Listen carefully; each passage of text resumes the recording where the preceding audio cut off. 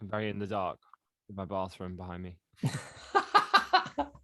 Cool. Dan, I was trying to convince James that we've met before, and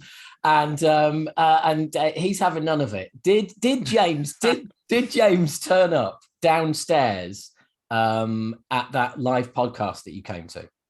No, he definitely didn't. Wow, Okay. Sorry. Must have been another gay. Sorry. Oh, yeah. Classic. Yeah, you throw that at me. Yeah. Why not? Yeah, brilliant. Okay, well, yeah.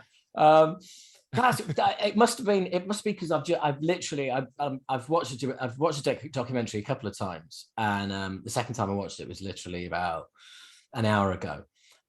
So James, you're even more familiar to me. Well, thank you for getting our numbers up. Oh, it's got to be done, hasn't it? It's got to be done. I mean, I'm in awe of the success that you guys are having. I mean, it was way back, I think 2019 when Dan, you came to the live podcast that I did with the Twitter phenomenon known as Godless. Yeah, it was, yeah, and you know. You were gaining some traction, and the podcast was really starting to kind of, you know, blow up, as it were. And since then, it just seems to have really really hit the heights. So you guys must be really excited. You know, I mean, this is really cool, is it not? Yeah, pretty much. I mean, yeah, you're right. It's continued to grow and grow. And yeah, I guess this is the latest thing that we've done. But I mean, it's enormous, really, to have like a BBC TV doc come out. It's quite the leap, and also like to have it at a metal festival about heavy metal and everything that encompasses is incredible, really. Like, I'm totally speechless.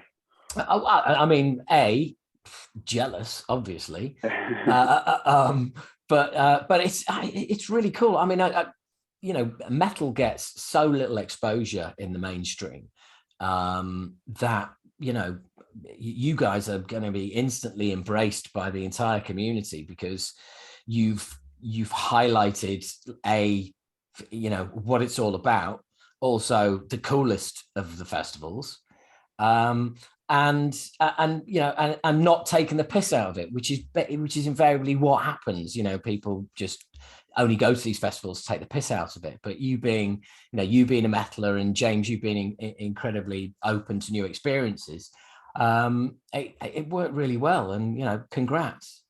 Thank you. Yeah, really proud of it, and I'm proud of the metal community as well.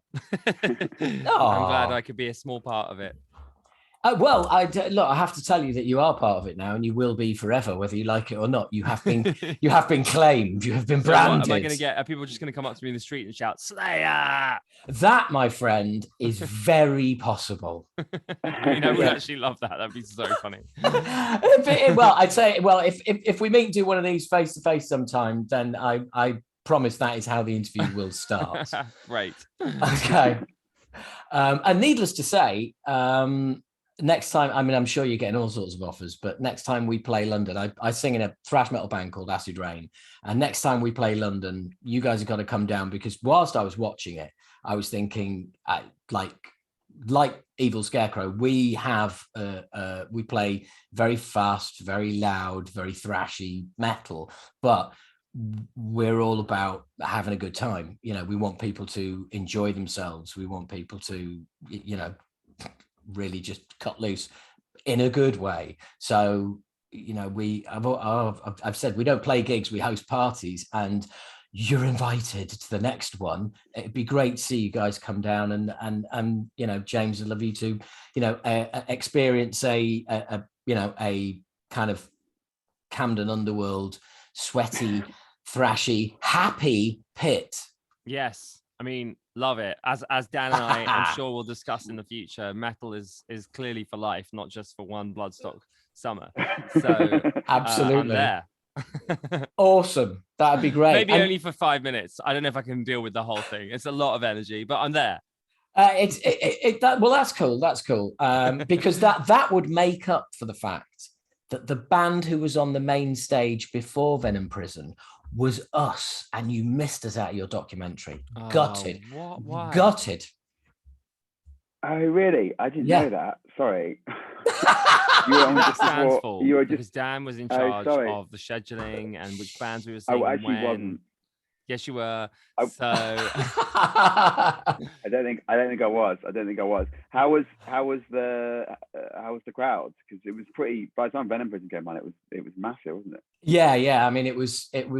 Well, we've been around for over 30 years, and so there's a people there who'd never even seen us. So there was quite it's quite a crowd. It was great. Unfortunately, we had huge technical issues that meant we didn't actually play a song for 5 minutes. I would have loved that. Well, I'm sure you would, because we missed it. Well, I've been a stand-up for 25 years, so to me it was just like I basically emceed the gig for 5 minutes whilst shit got fixed or didn't. Perfect. So yeah, it was basically 5 minutes of me just jabbering on. But it was great. It was absolutely great. Really enjoyed it. It was awesome fun. But yeah, as soon as I saw the documentary, and I was like, oh my God, how? Because this is how a performer thinks, oh my God, how am I not on this? Absolutely. Right, I completely get that. Yeah, I'd be really angry with Dan as well.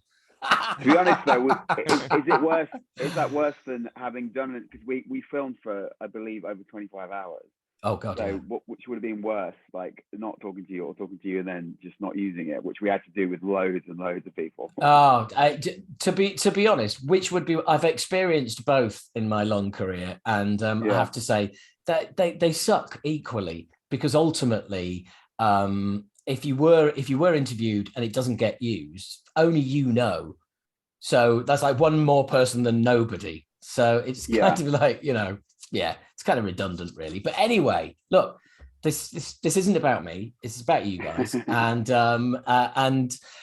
I picked up on something you said early in the documentary, James, that I just wanted to sort of steer towards, which was that you said you felt uncomfortable, which I totally understood. But by the same token, I also wanted to be clear.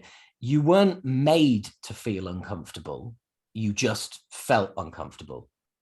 That's a good distinction. Yeah, I'd say that was true. I mean, what's the difference between making someone feel uncomfortable and them feeling uncomfortable? Well, I think if somebody has an agenda to make somebody feel uncomfortable, then that's being made to feel uncomfortable. Literally, in the documentary, within the first few minutes of Dan and I walking around, and I know we were on camera, but a guy did wank off at me in a high vis. Now, I might be into that, who knows? But that was a lot, and that did make me feel comfortable. But I think also what I was wearing versus what everyone else was wearing made me feel uncomfortable. But is that my fault, or is that everyone else's fault because they're all dressed in black? I don't think it matters, actually. Well, funnily enough, first of all, can I just say that he either gave you the wanker sign or he actually wanked off? Oh no, he actually pretended to wank off. Yeah. Right. Okay. That's interesting. Wearing a high, that to me is more like a gay slur than just doing a wanker sign. Yeah, and also wearing a high vis, which is a lovely bit of detail. Was this a member of the festival staff, or was this just somebody wandering around? I mean, they seem fucked up, so I would say not. I think just a person. I mean, it's hard to tell. People are wearing all sorts of things at the festival. But I wouldn't have imagined that someone that worked for Bloodstock would be so offensive. No, who could? That was to come later. So, to be fair, out of 20,000 people, I think one dickhead in a high vis is right. Totally, that's allowed, isn't it? When you're saying did you feel like, were you made I get it. I think at times maybe, but that's just my life anyway. Yeah, fair enough, and totally understandable. You're in an extreme environment, even for people who like metal. There's some people who like metal who'd be like, "Do you want to go to Bloodstock?" Fuck no. I just no, arm's length. But a lot of people told me they love my outfit too. So a lot of people were trying to make me feel comfortable. But then sometimes you can read that wrong and think that they are taking the mick out of you. So who knows, really? Well, put it this way: if you turned up to see us, you would not have been the only man in outrageous lycra, and certainly not the. I mean, we have guys turning up in dresses. Last time we played Bloodstock, we had a guy who wore a pink dress for the whole day. Especially for us, because an album we brought out in 1990 is pink and cyan, and he wore a pink and cyan dress all day just to get attention, complete with balloon boobs, the whole thing. Love it. Yeah, properly committed. Or needed committing, one of the two. Yeah. But he was, and that's the kind of sort of outfit that is perfectly acceptable. I guarantee if you wore what you wore to Bloodstock to one of our shows, people be like, cool. I think it's why are you asking that? Because you want to shift the blame from the metal community onto me? No. Personally, because I think that there was a bunch of lads there wearing like hot pants or whatever. So I felt like they were my crew. But then because I felt uncomfortable, I looked uncomfortable, and therefore that invites people the opportunity to make you uncomfortable. And I don't know if I went next time, I probably wouldn't feel like that. Because I'd be like, well, I'm mates with Evil Scarecrow, so you can fuck off. Yeah, absolutely. And like I said, I think if you went again, given the notoriety that has and is going to come with this documentary, you'd be welcome with open arms. I think people who just want to get selfies with you, and and just so they can say that they've met you. So wow. I know. Not by the way, not you, Dan. No, I mean, not me, just James. Why just not James, Dan? Yeah. No, definitely Dan too. He's a metal icon. That's what he's been saying on LinkedIn. Yeah. I'm joking. Yeah. No. I get it. We've been trying to spread the meme. There's a meme that we made of me going in the mosh pit for, I guess it was Crazy the Filth. So it's hilarious. And if you can spread that meme around. Is that the opening your emails on Monday morning? Yeah, it's when you open your emails on Monday morning, and then it's me like charging around the pit. So yeah, if we can get that to go viral, then by next year's Bloodstock, people will be queuing up for selfies. That's brilliant. So look, I'm presuming that this whole "Let's go to Bloodstock" was your idea, Dan. Did you pitch the BBC? Were you already in conversation? How did that come about? Yeah, so I worked there as a freelancer, and we were I just basically asked for a meeting with a guy who has the power, I guess, to commission this kind of thing. I took James along, and we basically said we've got this idea where we want to go to a festival, and hilariously to me at least, James was like, yeah, we want to go to Reading Festival because it's like it's really rocky and it's really dirty and this kind of stuff, which obviously at one point it was. But it isn't now, is it, at all? No. And I was interrupting James then. He doesn't mean Reading, he means Download or Bloodstock. And then I think by me saying that, I think the guy kind of straight away got the gist of what this was going to be. If James is already like, oh my God, how horrible is Reading? It's like, well, you got another thing coming when you get to Bloodstock. Yeah. So almost straight away, actually, the guy with the power, shall we say, was like, yeah, let's do it. But then obviously COVID happened, and we were sitting on it for a really long time. The idea originally was to go to Download, but obviously, and that was all ready to go. But then COVID happened, and we couldn't do Download. And then Download Pilot rocked up, so I was like, oh, maybe we can do our Download documentary. But it was too, like, none of us were vaxxed, and there was loads of health and safety questions. And the BBC were like, it's just too soon. So I was like, okay, what about Bloodstock then? And then everyone seemed to get quite excited about that prospect because Judas Priest were playing. We've had Rob Halford on, obviously he's gay. And I was pointing out quite a few of the interesting people that were playing on the bill, including Venom Prison, which has a woman on it. Not Acid Rain, obviously. Not Acid Rain, no, sorry. Yeah, very quickly we, the BBC could see how this was actually quite doable and would be a great documentary to do at Bloodstock. And very quickly, as is rare, but occasionally does happen, very quickly it got booked in, and we were assigned like a production crew, and next thing you know, we were there. I mean, it was insane how quickly it went from let's go to Bloodstock to us being at Bloodstock.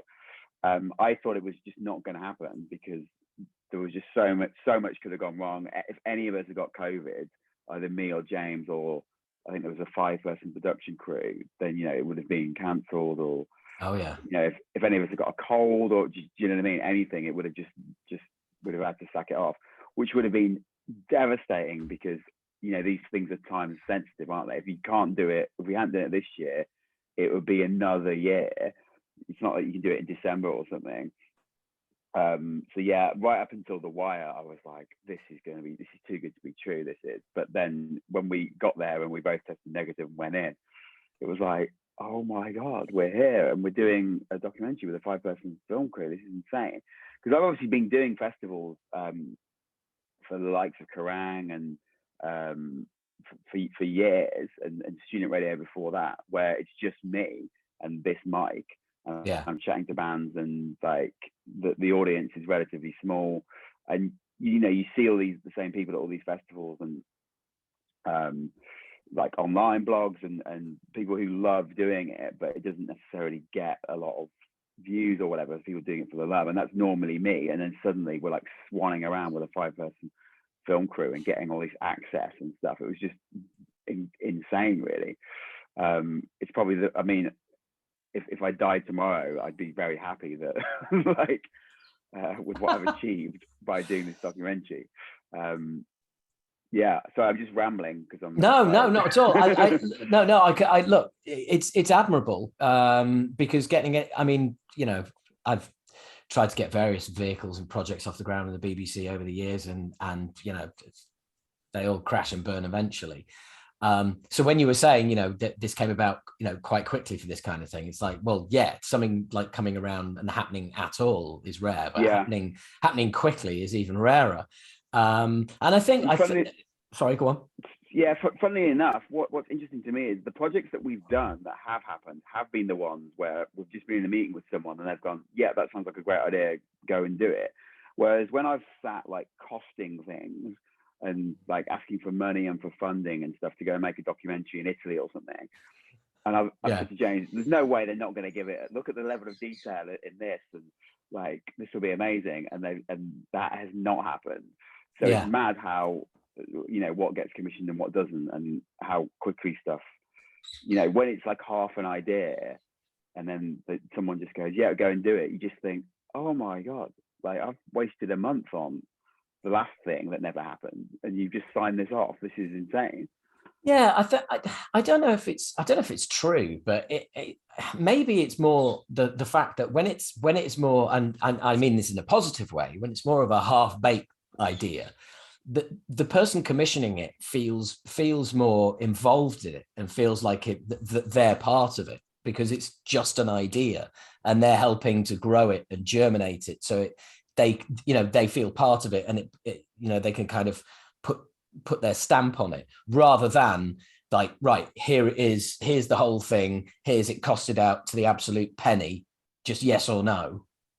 It's there's less buy-in, whereas something like you sitting there going, no, he doesn't mean Reading, he means Download and Bloodstock, there's a nice kind of sort of knockabout, yeah, right, all right, fuck it, let's do that then. Yeah, I guess so. I've never really thought about it like that. Yeah, that's a good way of that's a good way of putting it. But yeah, I guess my instinct is to be like, go into meetings or go into pitches with just everything as costed or whatever as possible, so that they don't have a reason to not commission it. But maybe I should stop doing that. And just one in the like... I'm exactly the opposite, and I'm going to go on a I'd love to know where you're at in all this, James, but I'm exactly the opposite. If I've got an idea, then I'm going to go in with that idea and hope that idea takes flight. and with the minimum amount of research and evidence to back anything up. It's just, I believe so passionately in this that, just but buy into my stupid idea, please. And that's never works either. So maybe it's like, somewhere in the middle. I don't think there's any science to it. Yeah. Yeah. I don't think there is. Dan's making it sound like it was quick. I don't think it was quick. It felt terribly slow. We started the podcast 5.5 years ago, and we've been trying to get something in TV to happen since then. And it only just happened. And it was quick from the moment of going, oh, what about Bloodstock? But that's only because it was only like a month away. But it'd previously been closed down a couple of times because of COVID. So I didn't feel like it was quick. But I'm very happy. Yeah. Hey, look, ultimately, I think, no one wants to hear this, but I think COVID, did you a favor, because personally, I think you got a better festival to go to. I think you got a more representative of the metal community festival to go to. I think you got more access than you would have got at Download. A lot less red tape, a better bill, better bands, a better experience. Really, just genuinely, the crowd that go to Bloodstock as well, because it's kind of limited and it is very heavy metal. It's a proper heavy metal festival, whereas Download these days is more crossover. There is more kind of like your casual rock fan is going to go to Download, and sort of, there's going to be enough for them to do. Whereas you've really got to be into your metal to go to Bloodstock, because that there isn't going to be a stage with a band essentially wearing fairly normal casual clothes playing slightly heavy rock. It's all in or nothing, and it tends to be a little bit more of a family vibe as well, because it's that bit smaller. The minute you go that bit bigger, you lose that personality, and it becomes a bit kind of like a homogenous festival, whereas Bloodstock is still very, very metal. I just think that, I think it worked brilliantly. It really did. It really did. Yeah, that's a good point. I'd never really sort of considered it like that, but yeah, you pretty much hit the nail on the head with all those things. And they looked after us so well at Bloodstock, and all the PRs and everything, and all the bands. And I think at Download, things would have got moved around, and bands would have pulled out, and all this kind of stuff. Well, Bloodstock is run by a family. I mean, it's corny and it's cheesy, but it's a heavy metal It's a heavy metal family running a festival for the heavy metal family. It's not a massive Live Nation brand that frankly doesn't give a shit whether you're there or not, but Bloodstock, it's like it's great exposure for the festival as well. You try and sell that to somebody within Live Nation, and they'll be like, exposure, what do we need that for? True. Yeah, I'd actually never been to Bloodstock. This was my first Bloodstock. Oh wow, really? Yeah. I'd actually always thought it was probably a bit too much for me. Oh, but he's no problem dragging James along to his first metal festival. Oh, that's interesting to hear. How do you feel about that, James? Such a good friend, isn't he? Such a good friend. I don't really believe him when he says that. I know it sounds weird, but I mean, he was like straight into the mosh pit. He was ready to crowd surf. Like, I don't know if it was as heavy as maybe he thought it was going to be, or he's just saying that for like dramatic effect. But yeah, no, I think it's got a bit more mainstream, hasn't it, over the years, Howard? Because I remember when it first started, looking at the lineup and being like, this, I mean, I could have a good time here, but I'm not like desperate to see any of these bands. Whereas now, you've got the likes of Skin Dread, and I don't think that would have happened 5 years ago. No, absolutely. I headlined the Comedy Tent about, I think it was 2013, 2014, and headlining on the main stage was Emperor. Right. So, I mean, for your information, James, like Evil Scarecrow, but with absolutely no sense of humor and really fucking mean it. Oh wow. Yeah, actual evil. Yeah. Yeah. I can't really deal with that. No. They are a they're an acquired taste, let's say, even within the metal community. So yeah, I think you're right. It has over the years it has kind of mellowed, as it were. That's mellow. Yeah, Okay, wow, that is interesting. Oh yeah. Yeah. I mean, Skin Dread are pretty mainstream, aren't they? Like, Yes. you know, there's a lot going on in there. It's not just like heavy. But yeah, I'd never been, so I was really excited to go. And yeah, when I got there, I was thinking, God, why have I never been here? Why have I always been a download or whatever? Especially being from the Midlands and just being not that far. Admittedly, the other side of the Midlands, you know, Birmingham, but still, it's 45 minutes away from door to door.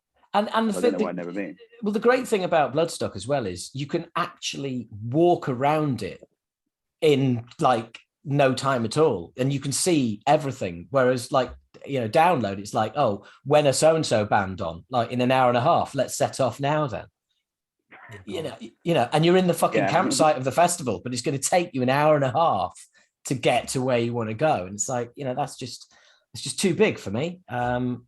You know, yeah, especially if the band is shit or something, or, you know, do you know what I mean? You're like, oh, I've just wasted 2 hours on, I'm trying to find whoever. I can't think of an example, but yeah, I've been traipsed around download a lot. I think that it's got better over the years, hasn't it? But they don't know what they're doing, do they, with the layout, and it changes from year to year, and like they try and cut down on that kind of stuff, but they, you know, you can't really, because it is so big. Like it is a trek from one thing to the other, however you do it, isn't it? Yeah. Look, for me, it's not a festival if there is a mini Sainsbury's been set up in the campsite. Yeah, and it's like, oh my God, they have a Sainsbury's.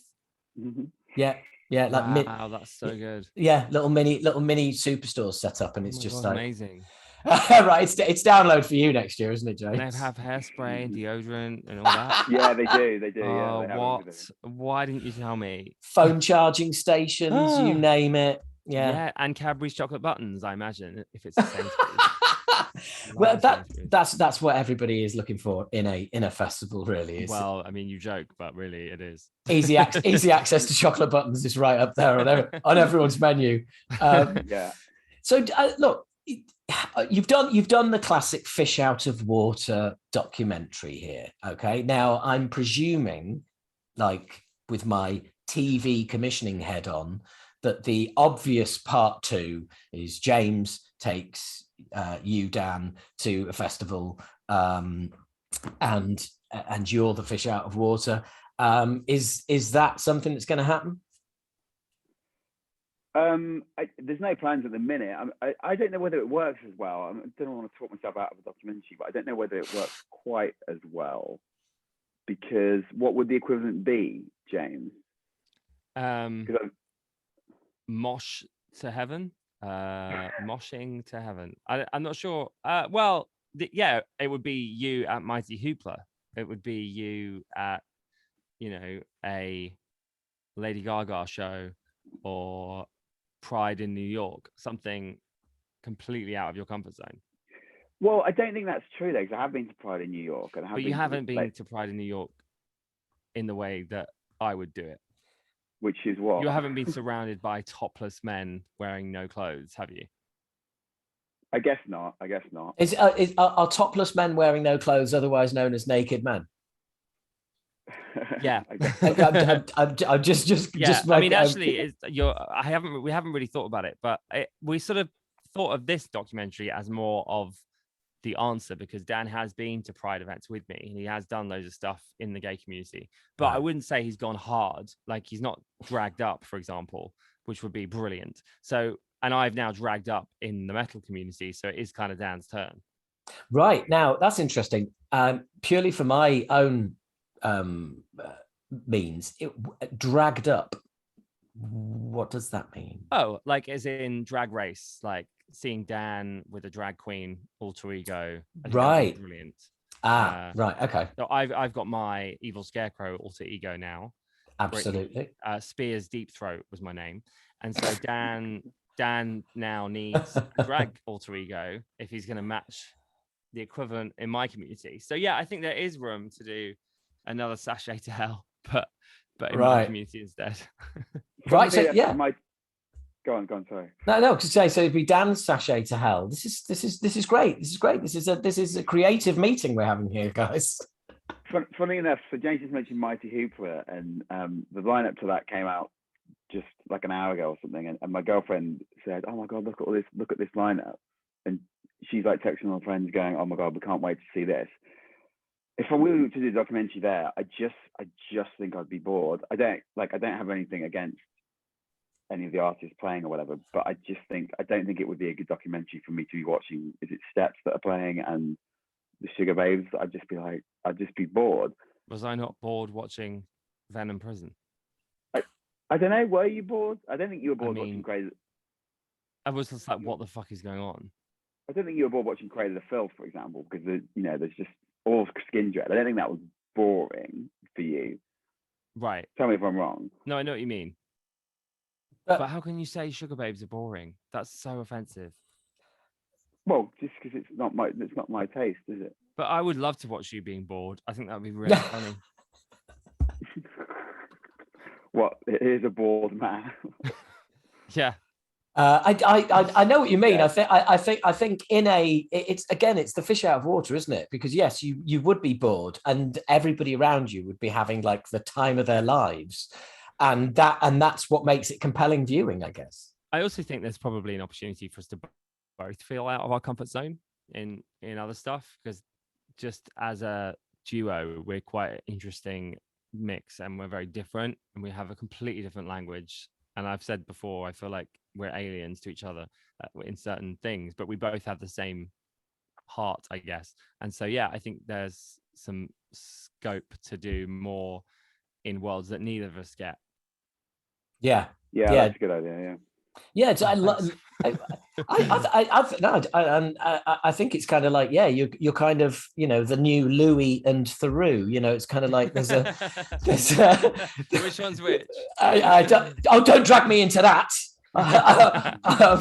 But because it's there's definitely a unique dynamic there, and that also the fact that there is two of you, that there is whenever using Louis Theroux as an example, it's one individual with a slightly different take on things. And I think two of you. I think we'll coin that for our next commissioning meeting. We are the new Louis and Theroux. by all means, means, 5%. We'll say yes to that. Right, great. Okay, cool. 5% of nothing is nothing. Absolutely, and I'm all about the nothing. So, James, coming away from that, I mean, like you said, you filmed over 24 hours, etc. I was expecting the Rob Halford interview, but you've mentioned you've had him on the podcast before. Yeah, we just couldn't be bothered, really. No, I'm joking.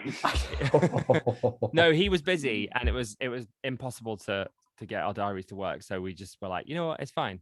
It's good without. Yeah, well, I was I'm very old friends with Andy Sneap, who's one of the guitarists in Judas Priest, and I was at Bloodstock the last time Priest played, and they actually ended up, from a transport perspective, they ended up getting a cab from Birmingham to the festival, just like any old cab. Wow. And and the cab driver had absolutely no idea who they were. He dropped them off outside like they were just like some old guys going to a heavy metal festival. Nice. Yeah, absolutely no idea. Which you'll never guess who had the back in my cab the other day. Who? Oh, I don't know. I think I'd love to know whether Rob's seen it. I think he'd be really gutted he's not in it. Actually, I was kind of waiting. I must admit, I was, if there was any disappointment involved in watching it, other than obviously me not being in it, was Rob Halford. Yeah, because but then again, that kind of threw me a little bit of a curveball, because I think that's it. A gay and a non-gay go to Bloodstock, Judas Priest headlining. When's the Rob Halford interview? Oh, fine, it's not. Yeah, throw me for a curveball. Well, I mean, go on. No, you go on, James. No, I don't know. I mean, I think that wasn't the choice. That wasn't deliberately a choice, but it ended up, I suppose, being like, well, Good. And you know what? That I suppose that documentary, as much as it is for people that like metal, that would know who Rob Halford is, it's also a documentary for people that don't know metal. And I think more so, it's for people that have prejudice towards people that dress like that and enjoy that music. So actually, they wouldn't need Rob Halford in it anyway. Yeah, and and that's interesting. James, were you surprised by the parallels that you witnessed, as in the amount of people who were openly saying, well, look, I didn't know everyone had so much trauma. Yeah, I definitely didn't realize that I knew from Dan that people were marginalized, quote unquote, for liking rock music. But I didn't realize that people leaned into it, well, in some cases because of trauma that they'd experienced at school, or because that they were different or felt othered. And so it was interesting to learn that there is a whole community of perhaps majority straight people that are also feeling like they don't belong. I think that was really powerful. Yeah, and it came across in the show as well, because I think, look, I mean, it's a long time ago now, but when I was growing up, I was, I was a metaler. Anybody who's into metal will tell you that it's as much a lifestyle as it is a music, and it's not a choice either. That's something definitely not. The music chooses you. You have no say. That's as simple as that. It's like I mean, I was into all sorts of music as a kid growing up. It was always, I think, kind of more alternative kind of stuff. But as soon as I discovered metal, it was just literally like everything else went out the window, and it was like that the music chose me, definitely not the other way around. And then, because it's a lifestyle, you take that lifestyle on, and there's a look, and a certain look that goes with it. And straight away, that look singles you out as not looking like everybody else. And the minute that happens, you start getting grief for it. Yeah. And it might have been sort of, 30, 35 years ago. I mean, I'm 51 now. But when I was kind of like, between the ages of sort of 14 and kind of 17, regularly running away from people who want to kick the shit out of you because you're wearing a leather jacket and you got long hair.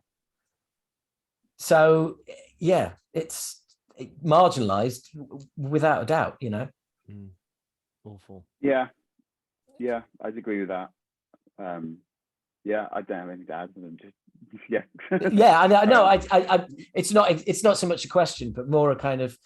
It was interesting to see you, James, talking to people that were expressing, their being othered, if you like, how, and their feelings of being outcasts from society. And it was quite clear that there was that you could both relate to each other's experiences. Yeah, absolutely. Yeah, and that's kind of, was that a surprise to you? It shouldn't have been. But yeah, I think so. Yeah, definitely. Well, because Dan just goes on about how privileged he is all the time without getting into it. It's like, oh, I'm great. My life's brilliant, objectively great. He's not let me into that side of it before. I don't know why. I'm not sure whether he just hasn't experienced that himself. Although I think from chats with him now, I know that he has. But yeah, it's so Dan hasn't really shared that with me. So I didn't have the opportunity to learn that. But then he might disagree. Maybe I just wasn't open to it. I don't think I've had it pretty good on that front. I haven't really been chased like down the road or whatever. But then again, I look pretty mainstream. Do you know what I mean? I don't have tattoos or long hair or anything really. And unless I'm wearing like a black t-shirt, I don't think you would necessarily clock that I was like a rock person. You have been chased down the street, actually, Dan, but by a dog. Oh yeah, I've been chased down the street by a dog. A dog that had a particular dislike of heavy metal. We'll send you the clip. The dog. The dog was not a metal fan. Dan was live on the radio at the time, so it was a rather funny moment. Oh, brilliant! Podcast. But yeah, I didn't mean to interrupt you, Dan. But yeah, so I mean, in the doc, there's this bit where we're talking about Sophie Lancaster, and I was a bit worried about how that might come across, because I didn't want it to come across like me saying, "Oh my god, my life is so awful because like I got pushed into a bush once or something, or whatever nonsense." And I was really worried about that when it came out, and I was having a back and forth with like a couple of mates about it, and they were like, "Well, it might not have really happened to you, but it definitely happened to us. We've been punched in the face and all this kind of stuff." And then my friend Simon was saying it's like I think it's happened. It was happening more than you now remember, if that makes sense. Yeah. And it's not just about what's happening; it's like what might happen or what you think might happen at any point if you're walking down the street and there's a load of rowdy people or whatever, which I thought was interesting. It's hard to like look back, really, isn't it, and think like what was going on when you were 14. But I do, since the documentary's come out, and I guess I've been thinking about it quite a lot. I do remember just being like walking down the street and being like, just leave me alone, just don't speak to me. Do you know what I mean? Because I guess that's just as bad sometimes as actual violence or the threat of it. But then even when I'm saying this, I'm like, oh god, why? Like, obviously compared to what other people go through, you know, gay people or transgender people or whatever, it's ridiculous. Women. But women, yeah, exactly. Do you know what I mean? So even me saying that, I'm like, this is like a bit silly, really. Do you know what I mean? But sure. Yeah. Sure. You don't feel like an oppressed minority. So yeah, that's been interesting. But it's been interesting to get loads of texts from people who I've grown up with going, yeah, well, you might have got away with it, but we were punched in the face and run down the street and all this kind of stuff. I don't know why I managed to get away with it, really. I think I've got a face that just makes me look like I'm hard when I'm not. Do you know what I mean?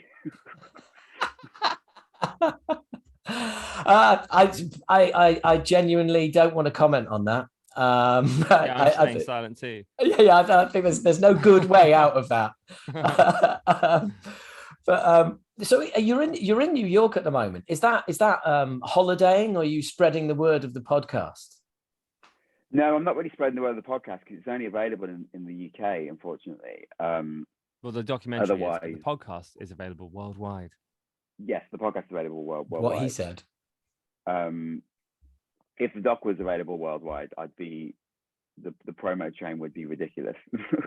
Yeah. I'm almost thankful in a way it's just available in the UK because we can just do UK press and leave it at that. Otherwise, it'd be going around. Funny.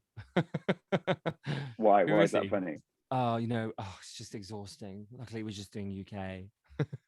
Yeah, you literally you literally sound like a band. It's like you've put the album out. It's like, well, we're just doing the UK at the moment, but I love it. Yeah, when we hit the States, man, it's going to go crazy. I'm so proud of him.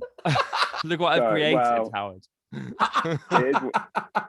It is what it is. But whilst I'm here in New York, we're gonna hopefully do a New York screening for because my girlfriend lives here. That's why I'm here. Amazing. So we'll hopefully do a New York screening. Can you tell me when so I can invite my friends? Yeah. So Scott from Scott's Pizza Tour is going to be sorting it out. Oh my god! Please let me know with enough notice. Yeah, no, I will do. It's on my to-do list as soon as this is done. Can I do a video message insert? Yeah, you can do. That's actually been the best thing I think about this whole thing is being able to do like screenings and stuff.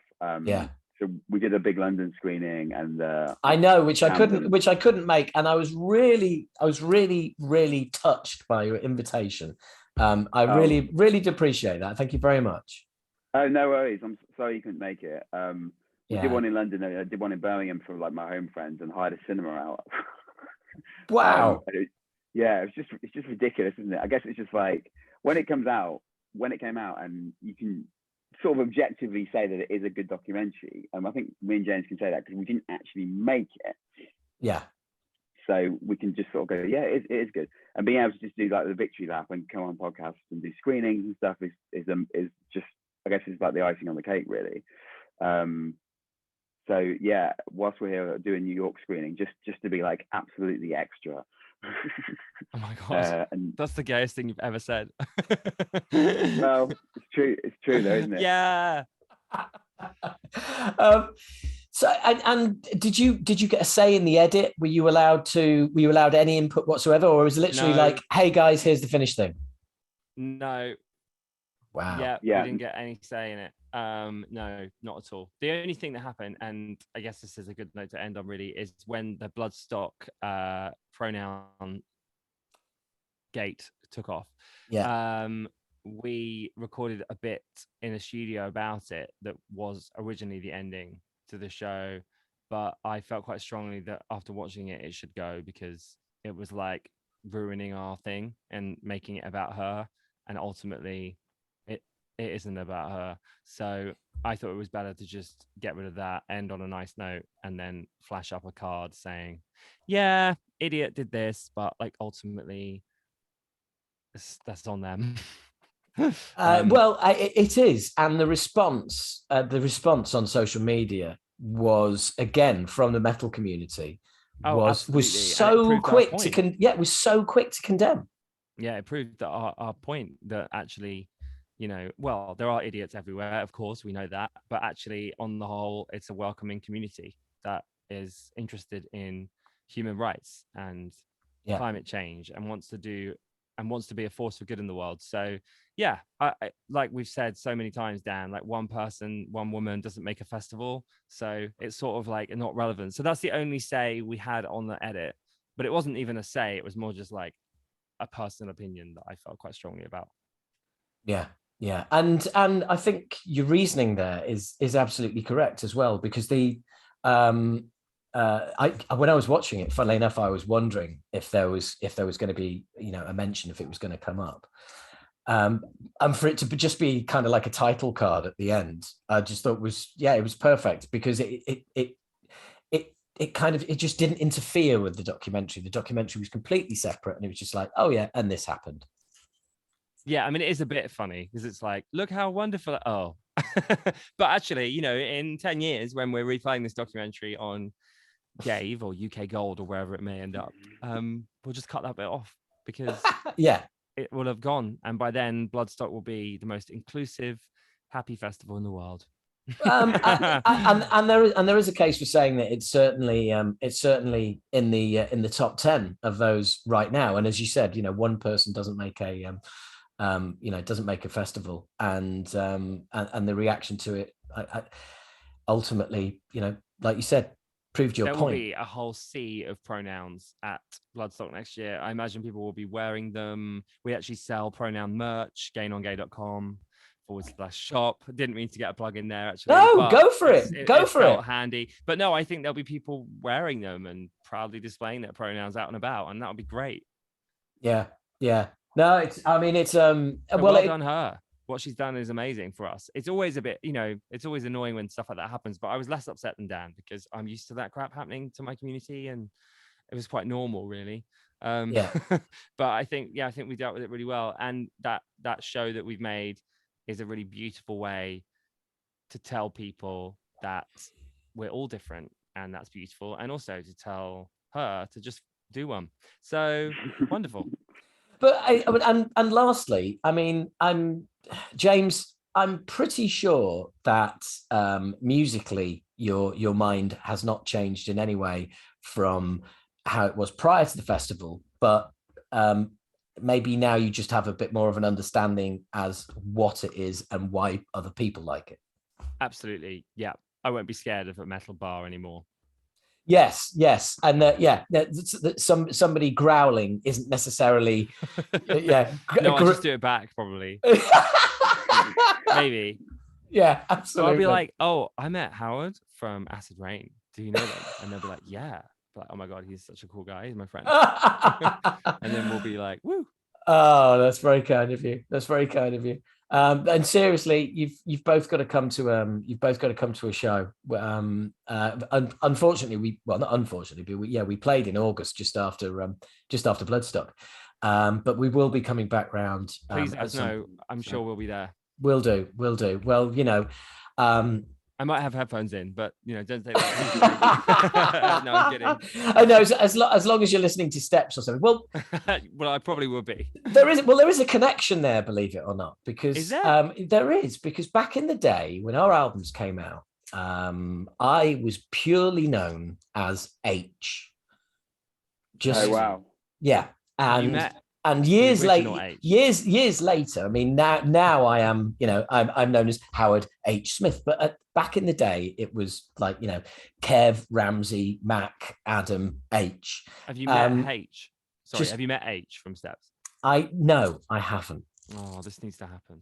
You see, well, this is the weird thing. Is like I'm sure he probably doesn't even know I exist, but I hear about him all the time. Just like, it's H from Steps. Really? Yeah. Oh, yeah. For the millionth time, it's hilarious. It's one of those. Everyone thinks they're the first person to do it. Hang on a second, H. Oh, I see. H They from joke Steps. about him to you, right?